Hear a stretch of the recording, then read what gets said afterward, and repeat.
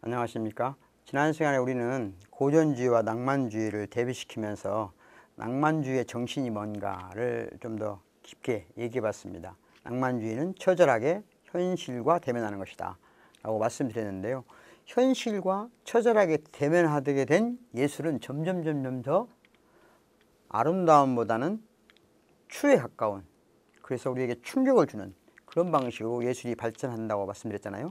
그 과정에 대표적인 그림들을 또는 어떤 사진이나 이런 것들을 보면서 이번 시간에 설명을 드리도록 하겠습니다. 그러니까 미추의 경계를 이미 넘어서고 있는 예술의 세계를 한번 조금 더 구체적으로 살펴보겠습니다. 이건 굉장히 좀 오래된 1926년 이 당시의 그림인데, 마크 로트코라는 사람의 그림입니다. 보시면 글쎄요, 이런 남녀 여성의 모습 상상하고 싶지 별로 않죠.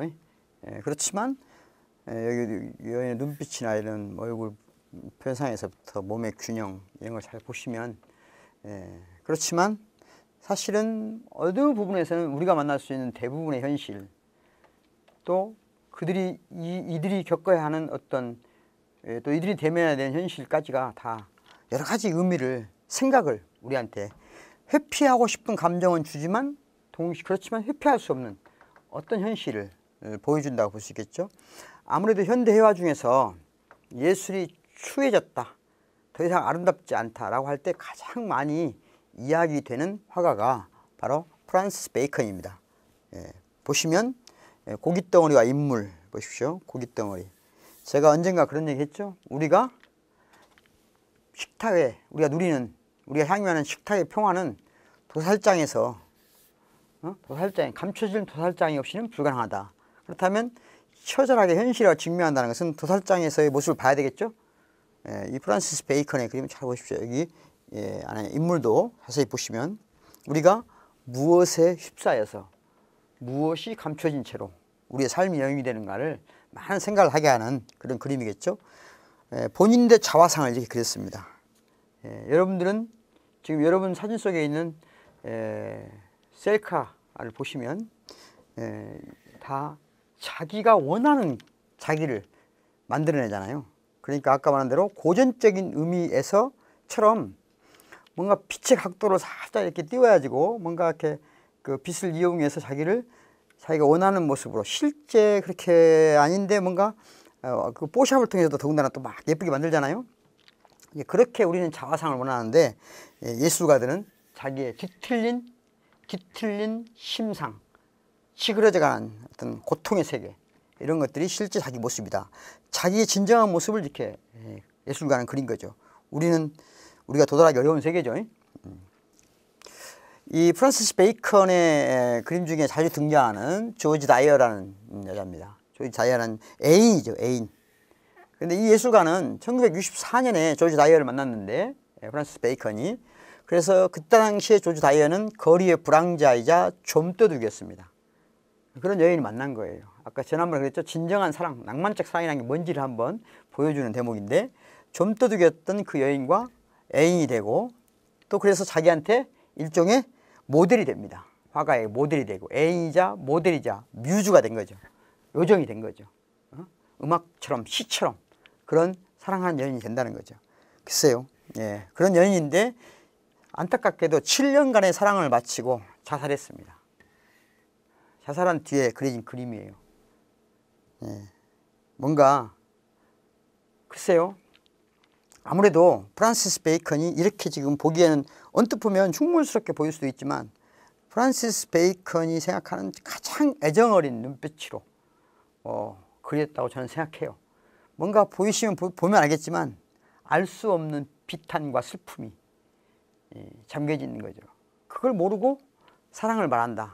이건 참 아직은 이제 그런 거죠. 어쨌든 조지 다이어라는 이 그림을 볼 때마다 저는 뭔가 많은 생각을 하게 하는 것 같아요.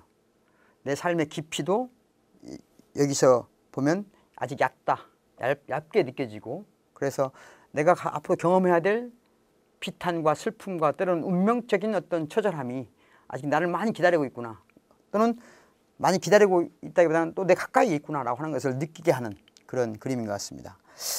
예술이 취해진다고 하는데 메레 오펜하임의 털 속의 아침 식사라는 저게 설치 작품인데요. 보시면 중국산 가재높이를 씌운 차찬 세트입니다. 좀 보고 싶지 않죠, 사실은. 그래, 안 그래요? 이 정도 되면, 물론 이런 걸 좋아할 정도면 좀 많이 이상하다고 봐야 되겠죠. 근데 왜 이런 걸 이렇게 했을까요? 글쎄, 알 수 없죠.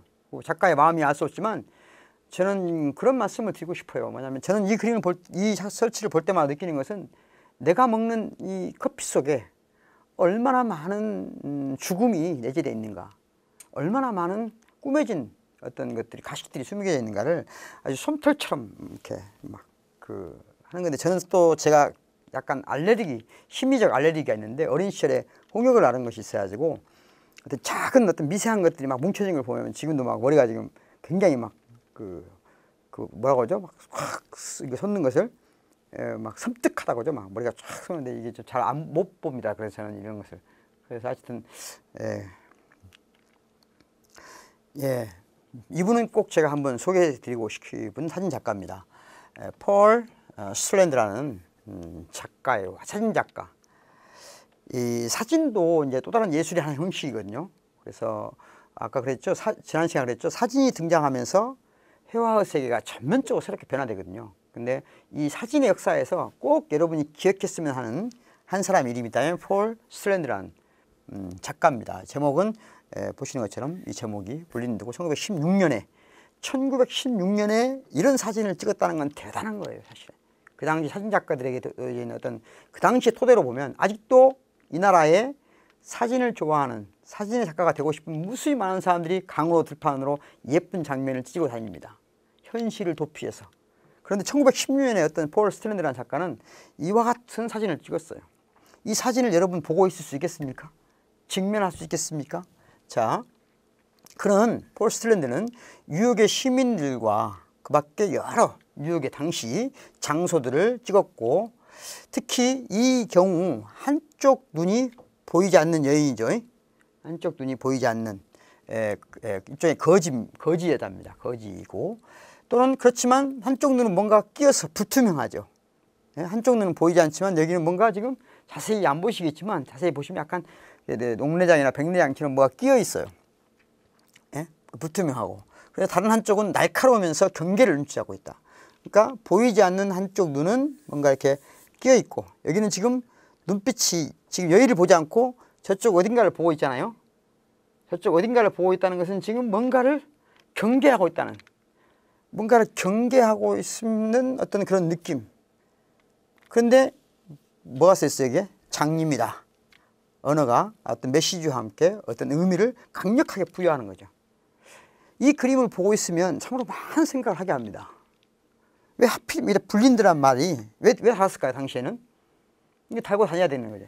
달고 다녀서 사람들한테, 예를 들면 이 사람이 장님이니까 도와주란 말도 될 수 있고, 또는 경계하란 말도 될 수 있죠. 그렇죠? 우리가 그런데 이 여인은 지금 뭐랄까요? 이게 슬픔이라고 해야 됩니까? 아니면 비탄이라고 해야 됩니까? 뭐라고 표현할 수가 없죠. 뭔가 하나의 개념으로 잡히지 않는, 하나의 낱말로 포섭되지 않는 어떤 그 많은 생각을, 우리가 살고 있는 이 세계의 그 심층부에 있는 어떤 슬픔을 표현한다는 거죠. 사실 잘 생각해 보면 살아있는 모든 존재들은 수많은 죽음의 터전에 의해서 피어나는 꽃입니다. 모든 생명은 다른 생명의 죽음 없이는 불가능해요. 그렇죠? 우리 인간만이 아니고 모든 생명 하나하나가 수많은 죽음의 터 위에서 피어나는 꽃이에요. 그렇지만 우리가 그 죽음을 가능하면 최소화하려는 어떤 것이 우리한테 열망이 있어야 되겠잖아요. 어쨌든 이 그림은 많은 생각을 하게 하는데, 그 부분의 일부를 제가 한번 이 본다는 것의 의미를 쓴 밑부분이 좀 가려졌는데 존 머거라는 사람이 쓴 책에서 설명한 것을 한번 읽어보겠습니다. 여러분하고 같이 도움이 될 것 같아서 한번 차분하게 하나씩 읽어보겠습니다. 그는 우리에게 단순히 눈에 보이는 그들의 존재에 대한 증거가 아닌 그들의 삶에 대한 증거를 제시하고 있다는 겁니다. 보이는 것에 대한 증거가 아니라 이 삶을 증거한다는 거죠. 이게 중요한 말인데요. 회화에서나 또는 사진에서나 그 밖에 다른 모든 예술 영역에서 중요한 것은 그냥 눈에 보이는 것을 보여주는 게 아니라 이 보이는 것 속에 안쪽에 심층부에 숨겨져 있는 삶의 세계를 보여줄 수 있어야 된다는 거죠. 그게 참 어려운 얘기지만 그렇습니다. 어느 한 수준에서 그러한 삶에 대한 증거는 사회 비평이 되고 있지만 다른 수준에서 그러한 증거는 그 안으로부터 우리들 자신을 기껏해야 하나의 구경거리에 지나지 않는 것이 되는 또 다른 영이 된 삶의 총체성을 시각적으로 암시해 주는데 기여하는 것이 된다. 야, 좀 말이 어렵죠. 그러니까 이 그림은 한편으로는 사회 비판의 의미가 갖고 있다는 거죠.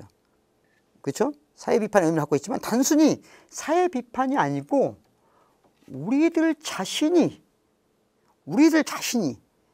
어찌 보면 이 여인의 눈빛으로 우리를 지금 바라보고 있다고 생각해 보세요. 여러분 스스로 이 여인의 눈빛으로 여러분 자신을 바라보라는 거죠. 그것을 암시하고 있다는 겁니다. 그러면 우리의 삶이 저들의 삶의 고통 위에서 피어나는 꽃이라는 거예요. 그것을 암시해주는 어떤 기여한다는 것이죠. 이것이 흰패 검은 글자로 BLIND라고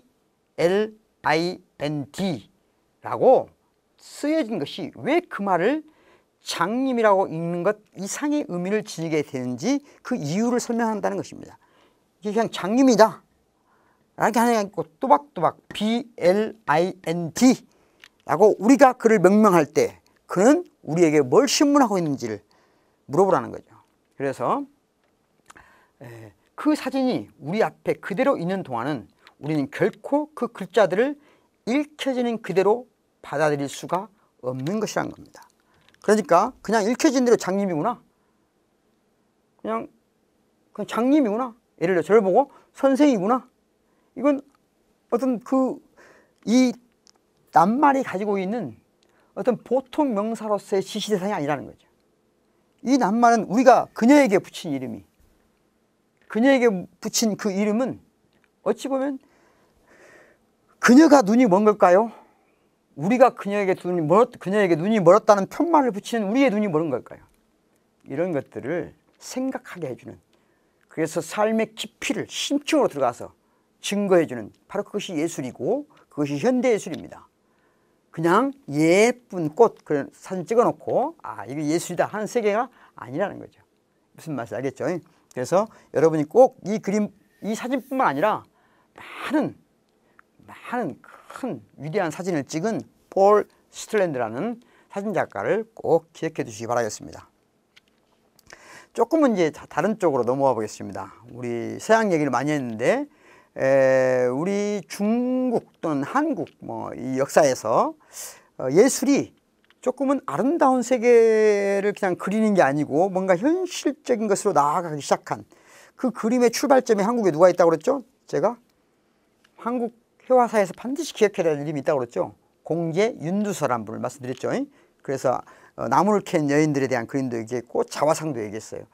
중국으로 가면 그와 유사한 어떤 위치에 있는 그림 화가라고 할 수 있는 분이 장조라는 분입니다. 예? 중국식으로 읽으면 장자오허라고 하는 분인데 이분은 사실은 중국 회화사에서 중국 회화가 이제 말하자면 중국의 전통적인 회화가 있을 거 아니에요? 우리가 비슷하죠. 산수화라든가 문인화라든가 또는 민화라든가 이런 다양한 형태가 있었는데 중국 오늘날 현대회화의 출발점의 가장 큰 거장이라고 할 수 있는 사람은 슈베이용이라는 사람입니다. 슈베이용이라는 분인데 1899년에서 1983년까지 사신 분이고 이분은 프랑스에 유학을 갔다 와서 오늘날 중국 현대미술의 아버지라고 할 만한 아주 큰 화가입니다. 이 그림이 이제 대표적으로 우공이산이라는 그림도 그렸고 그 밖에 전쟁화와 관련된 많은 그림들도 그렸습니다.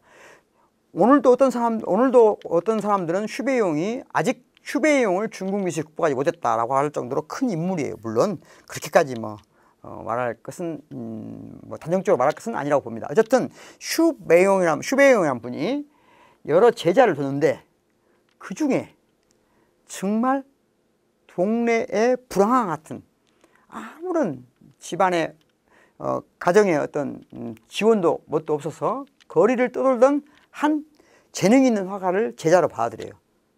그 제자가 바로 장자오허입니다. 장자오허. 제가 발음이 안 좋으니까 중국말을 잘 못하거든요. 그래서 그냥 한국식으로 부르면 장조화라고 하는 분입니다. 이 장조화라는 분은 중국 현대 미술에서 어찌 보면 현실적인 삶의 세계, 그러니까 실제적인 삶의 세계에 직면에 들어간 그런 화가입니다.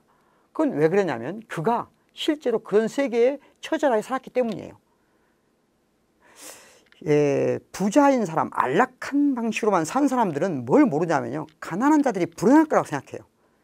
그건 심각한 착각이거든요, 사실은요. 우리가 아프리카나 또는 북한 사람들을 보면 저 사람들은 왠지 막 처음부터까지 몸통 불행해야 될 것 같다고 착각해요, 사람들이. 그러나 그렇지 않습니다. 삶은 어디에나 행복과 불행이 있습니다. 우리만 지금 안락하니까, 경제적으로 안락하니까 우리는 행복하고 비치고, 그렇지 못한 아프리카나 또는 북한과 같은 나라에서는 뭔가 어둠의 세계가 전체를 지배할 거라고 생각하는 건 심각한 착각이에요. 우리 안에 빛과 어둠이 있는 만큼의 똑같은 무게로 그 속에도 빛과 어둠이 있습니다. 이것을 이해해야 돼요. 그것을 이해하지 못하면 우리는 항상 그냥 더 예뻐지고 더 잘 살기 위해서 인생을, 하나밖에 없는 인생을 허비하게 됩니다. 그러니까 그건 굉장히 중요한 문제인데, 사회적인 약자, 때로는 버림받은 자, 때로는 배제된 자, 그들의 고통을 최소화하는 데 우리가 노력해야 되지만, 동시에 그들의 삶이 가지고 있는 무게, 그들의 삶이 가지고 있는 가치, 그 안에 들어있는 슬픔과 기쁨의 어떤 이중주를 동시에 이해할 줄 알아야 된다는 거죠. 그것이 진정한 의미에서 사랑이고 애정이에요. 자, 장조화가 위대한 화가인 것은 바로 중국 예술사에서 그와 같은 삶의 세계를 어찌 보면 가장 큰 화가로서는 최초로 표현한 겁니다. 이 그림을 잘 보십시오. 이 삶의, 이분의 삶, 어떤 아름다움이나 이런 건 전혀 관계없는 얘기예요. 예쁘냐, 추하냐 하는 문제하고 전혀 떨어져 나가 있다는 거죠. 그죠? 그렇지만 정말 이 현실에 무겁게 현실을 받아들이고 그 안에서 자기 삶을 긍정 또는 부정하는, 그러니까 자기 삶을 무겁게 짓누르고 있는 모든 짐들을 지고 있지만 그 짐을 지고 단단하게 살아가는 어떤 민중의 모습을 어떤 조작도 없이, 어떤 화가의 개입도 없이 있는 그대로, 다시 말하면 화가가 그가 돼서 그리는 그림이라는 측면에서는 이 장조화라는 화가는 꼭 기억하시면 좋겠다는 생각이 듭니다. 우리 화가들도 아는 것도 중요하지만 가까이 있는 다른 지역의 화가들도, 즉 아시아의 화가 장조화를 여러분들이 기억을 해주시면 좋겠습니다. 예, 장조화의 그림 중에서는 그래도 단연 세계적으로 평가받고 있는 유명한 그림입니다. 이 유민도라고 하는 그림인데요. 유민이란 건 뭐예요? 사실 말하면 떠도는 사람들이잖아요. 거처가 없이 떠도는 사람들, 거리를 배회하는 사람들, 어찌 보면 이런저런 방식으로 우리 사회 안에 배제되거나 감금된 사람들, 그들의 모습을 잔잔하게 그러나 아주 무겁게 여러 가지 유형의 삶의 모습을 그렇게 그려내는 거죠. 이건 어찌 보면 장조화가 그의 삶 속에서, 자기의 어린 시절 삶 속에서 자신이 경험했고, 그래서 자신만이 가장 잘 아는 세계, 다시 말하면 이 세계에 안 가본 사람들은 그냥 그렇게 그냥 뭐랄까 연민의 눈으로 볼 수 있어요. 그러나 여기에는 연민이 들어설 자리는 어디에도 없습니다. 섣불리 연민이라고 하는 것은 때로는 전통적으로 동서를 만농하고 약자에 대해서 연민을 갖는 것은 도덕적인 것처럼 많이 이야기됩니다. 그러나 현대의 대부분의 이론들은 그렇지 않습니다. 연민은 내가 약자와, 내가 더 나은 세계에 살고 있는 내가 담을 쳐놓고 담 바깥으로 뭔가를, 담장 너머로 뭔가를 던져주는 거예요. 이건 진정한 그 사람들과 진정으로 그 사람들의 삶을 사랑한다면 담장 너머로 먹을 것을 던져주는 것이 아니라 담장을 무너뜨려야 되겠죠. 담장을 무너뜨리는 힘이 중요한 것이지 연민의 눈빛이 중요한 것은 아니라는 거죠. 장조화의 그림 어디에도 그런 방식의 섣부른 연민은 느껴지지 않는 이 유민도가, 그래서 많은 화가들에 의해서 또는 많은 예술사가들에 의해서 또는 많은 중국인들에 의해서 사랑받고 있습니다. 물론 중국 내에서 아직도 장조화가 배우지 못한 사람이라고 해서 장조화를 폄하하는 사람도 있습니다. 장조화의 그림을 폄하하는 사람도 있는데 일부 있으나 제 생각에는 조금 물정을 잘 모르는 얘기다, 그렇게 생각합니다. 혹시 슈베이용 그리고 장조화의 그림에 대해서 꼭 관심을 한 번씩 가져주시기 바라겠습니다. 잘 보십시오. 장조화의 그림을. 이빨이 빠졌죠? 여기 보십시오. 어떤 그림이 생각납니까? 아까 폴 스트랜드의 사진을 봐보십시오. 이건 폴 스트랜드의 사진이나 장조화의 이 그림이나 근본적으로 지향한 어떤 세계가 비슷하다는 느낌이 안 와요? 문화적인 차이, 양식의 차이는 있지만 하나는 그림이고 더군다나 중국식의 그림이 남아있는 것이고 아까 하나는 최첨단 매체를 이용한 사진이고 당시에 그 그림의 차이는 있지만 폴 스트랜드나 장조화가 지향하는 어떤 예술의 세계가 뭔가 많은 부분에서 통한다는 걸 느낄 수 있게 해주죠. 예. 보십시오. 정말 몰골이 예. 오래 보고 있을 자신은 없죠. 이런 그림은. 예. 저는 이제 그 2013년도에 국립현대미술관 덕수궁관에서 한국 근현대회화 백선을 만나러 갔었어요. 나중에 이게 부산에서 열린 것으로 알고 있습니다. 그러니까 한국 현대미술, 그러니까 서양의 미술 또는 회화, 예술의 세계가 이미 우리 쪽으로 들어온 이후에, 그러니까 적어도 아까 제가 조선 말의 현대 회화들 조선 말 회화들 보여줬잖아요. 그 이후에, 그러니까 경술국치, 즉 일본에 의해서 우리가 식민화된 이후로 들어온 그림 중에서 100개의 그림을 가장 뛰어나다는 그림을 선정해서 전시하는 그림이에요. 그 중에 뭐 유명한 그림이야 여러분들이 많이 있죠. 우리한테 미술책에도 많이 나와 있고, 한국 사람이면 누구나 대부분 좋아하는 회화. 그 중에 대표적인 사람이 누굽니까? 박수근. 아시죠? 박수근 또는 이중섭 또는 김환기. 그 밖에 다른 많은 인물들은 지난번에 제가 보여드렸습니다. 또 그런데 그 100분의 그림을 보면 제가 그런 생각을 했어요. 그러니까 현실의 진짜 현실, 포장지를 뜯어낸 현실을 다가선 그림을 보기가 어려웠습니다. 대부분은 현실이라고 하지만 뭔가 다양한 방식으로 여전히 포장지가 씌워진 것 같은 그런 그림이었어요. 뭔가 이중섭의 그림 속에도 또는 김환기의 그림 속에도 또는 우리의 박수근의 그림 속에 정말 처절한 민중의 삶이 있다고 말할 수 있지만, 또 그래서 위대한 작가들이기도 하지만 뭔가 하나는 더 걷어내야 될 것 같은 그런 느낌을 주는 것이 저의 솔직한 감정이었습니다. 어쨌든 그날 제가 덕수궁관에 가서 본 그림 중에서 제일 제가 오랫동안 머물렀고 또 오랫동안 감상한 그림입니다. 구본웅이라는 작가인데요. 친구의 초상이라는 그림입니다. 조금 그림을 제대로 보여줄 수가 없어서 제가 그날 느꼈던 그런 감각, 감정 그런 걸 생생하게 전달할 수는 없을 것 같은데요. 구본웅 씨는 화가이죠, 당연히. 이때 친구의 초상이라는 친구는 이상입니다. 이상이라는 작가가 있죠.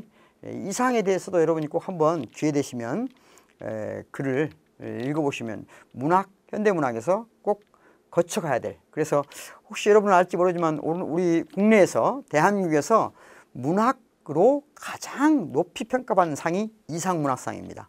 이상문학상을 받은 사람은 이미 큰 작가 또는 뭐 좋은 작가의 반열에 올랐다고 평가하거든요. 그래서 모든 작가들은 이상문학상을 받고 싶어 해요. 그만큼 이상이라는 화가가 도달한 세계가 죄송합니다. 이상이라는 문학인이 도달한 세계가 그만큼 크다는 얘기죠. 그런 그 이상은 사실은 삶 전체가 비극이었어요. 비극적인 삶을 살았어요. 그리고 그 비극적인 삶을 산 이상의 친구 구본웅이 이상이라는 화가를 보고 그린 그림입니다. 본인도 장애가 있었어요. 그러다 보니까 이 이상과 친구가 될 수 있었고, 그래서 아주 가까이 있을 수 있었다라는 생각이 듭니다. 이 눈빛 아래 붉은색 입술과 이 붉은색 표시들은 뭐라고 할까요? 나한테 너희들이 어떤 시련이든 줘봐라. 내가 그것에 쉽게 굴복하는지, 너희들이 아무리 세상을 농간해도 내가 세상을 똑바로 보마, 뭐 그런 눈빛 같지 않아요? 응? 글쎄요, 제 생각이 그런지 모르겠습니다만, 이 그림도 저는 뭔가 가족 그러면 사람들은 뭔가 편안하고 안락하고 그래서 뭔가 같이 있어야만 되고 뭔가 막 이런 식으로 포장을 많이 하거든요. 그런데 그런 포장지를 적어도 1950년대 나름대로 뜯어낸 그런 포장지를 뜯어낸 그림으로 박고석의 가족이라는 그림을 여러분하고 소개시켜 드리고 있습니다. 서양 예술사에서 폴 스트랜드라든가 프란시스 베이컨의 설명을 통해서 저희가 예술이 왜 아름다움의 바깥으로 나가게 되는가, 그리고 장조화를 통해서 중국해와 그리고 한국의 구본흥과 박고석의 그림을 통해서 그런 설명을 드렸습니다. 여러분들에게 예술이 왜 현대 예술이 아름다움의 바깥으로 나가게 됐는지가 여러분들에게 이해되기를 바라겠습니다. 수고하셨습니다.